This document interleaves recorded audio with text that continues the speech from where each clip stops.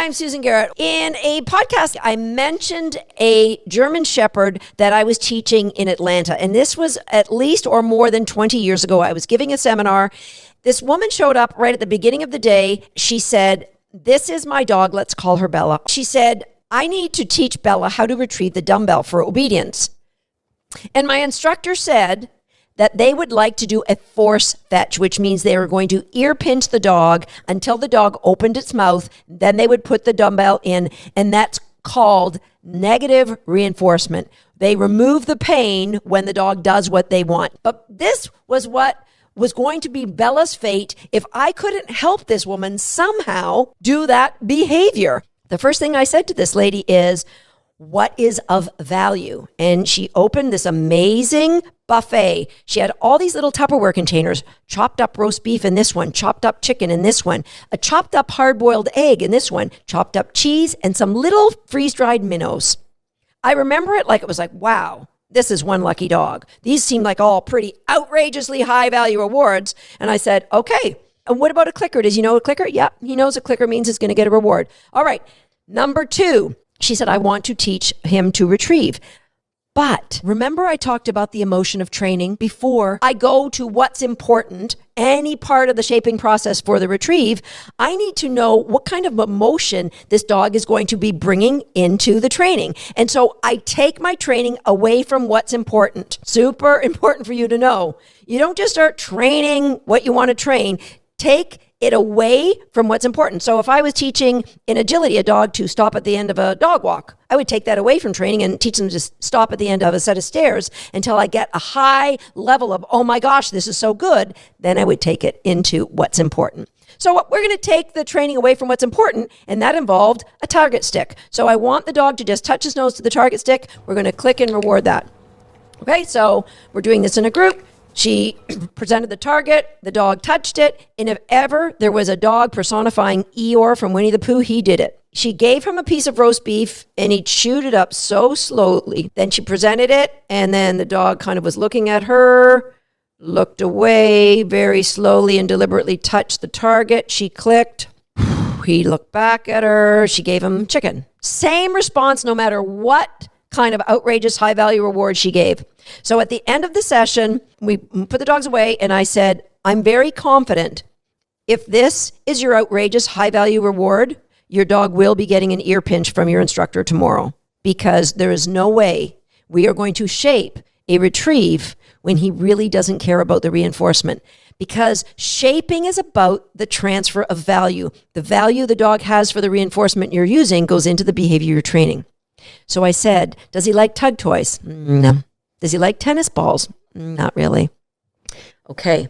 Is there anything that your dog has ever seen or done or eaten or smelled that makes his ears come up and he's on the balls of his feet and the tail just starts going?" "Oh, yeah. Oh, yeah." She said, "When the kids play with the bubbles in the backyard, you know those soap bubbles, you blow and the bubbles come out?" I said, "All right, go get me some dollar store bubbles." We got the bubbles. Now, here's the key. We've got our best reinforcement. We've got a split. We've got our marker. And now we've got to manipulate the environment. So I put the bubbles on a chair and I said, we are going to go and shape behavior over here. And I said, I just want to see what this dog's like with bubbles. So we presented the target, and when he touched it, I said, we're going to create a reinforcement process. So when he touches it, I want you to say the word bubbles, which is meaningless to this dog. He didn't know they were bubbles. He turned to her. She started running the 25 feet to the chair, picked up the bubbles, and doing some streams. This dog turned into something the likes I've never seen before. He was jumping over the woman's head, snapping like an alligator, grabbing those bubbles. And in between, when she was loading, his tail was going like a helicopter. Oh my gosh, there's bubbles. So 2 streams of bubbles, that's it. Put it back. Come on back over here. Now, what most people would say, oh my gosh, we found something that the dog loves. We're just going to train with bubbles for the rest of his life. There's 2 problems, actually probably 3 problems with that. Number 1, you get that icky soap scum all over your house. Who wants that? Number 2, eventually the dog's getting tired. Like, that was a pretty exhausting exhibition.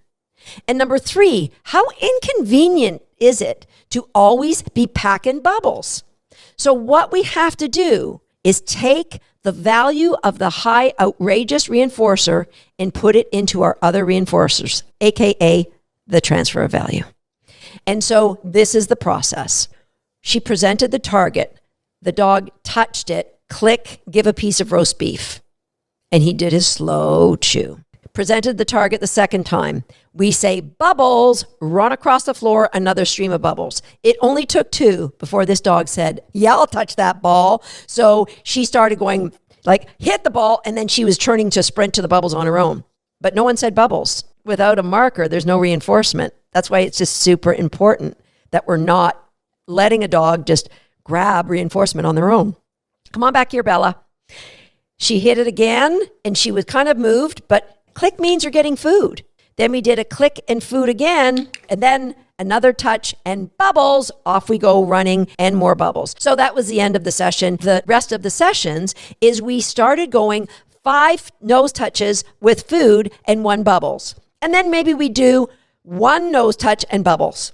And then we went to 10 nose touches before we got the bubbles. And then we might have done 3 and then 1 again, but with bubbles. And then we might go to 20. And guess what? By the end of the day, I think Bella would have whittled us something out of wood if we wanted. She was so excited about the click and getting food because the more she got of that, the closer she got to bubbles. Very soon, the bubbles would only have to come out, I don't know, once a session or once every week. And eventually it would be just a special reinforcement that you wouldn't have to use because food had gone from barely tolerable to really good because they meant the chance to get closer to bubbles.